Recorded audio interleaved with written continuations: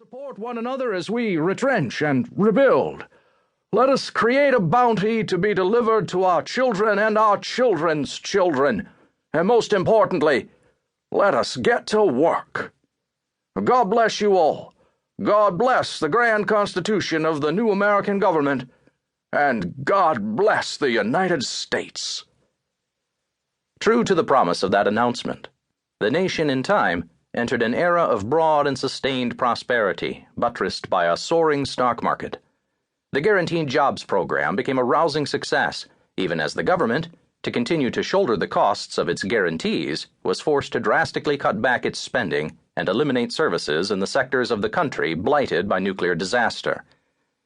Through the process of disincorporation and relocation, stripping the radiated lands south of the Dakotas and west of the Mississippi of their populations and their federal protections, hundreds of billions were saved in government expenditures, allowing the guarantees to continue without ruinous rates of taxation. Protests over the relocations raged briefly, but a firm military response, along with the announcement from President Christ that the nation had finally reached full employment, subdued the dissent. Employment thereafter remained officially full month after month, year after year. Anyone who couldn't find a job was legally determined not to be trying hard enough. Even as the last of the relocation riots were quelled, the first labor camp for the Malcontented was built alongside a mountaintop mine in Martin County, Kentucky. 1. Orphans. 1. Radin's girl. The men knew better than to mess with Radin's girl. They were a pack of thieving rapists, a plague of locusts ravaging the D-lands, descending with a murderous roar and leaving nothing unviolated in their wake. But they held their natures in check when it came to her. She was a statuesque siren in 3-inch heels, a dusky dream girl with breasts like ripe mangoes, and the pallor of illness about her eyes that was well-nigh irresistible. To watch her walking through the yard to the shower house in the morning sun was to taste the sweet meat of mutiny. But whatever stark desire they felt for her was trumped by raw fear. They had followed Radin into battle, seen Radin berserk with anger, walked through the blood-soaked desolation he had left behind. If they had their way with her, there would be little left to bury. But they remained quiet and cowed because she was Radin's girl. "Is there anything else we can get for you?" said Garth. Fussy and pear-shaped, always neatly dressed, a penguin among the Visigoths, Garth had been entrusted by Radin to keep her happy, keep her safe, and keep her in the camp.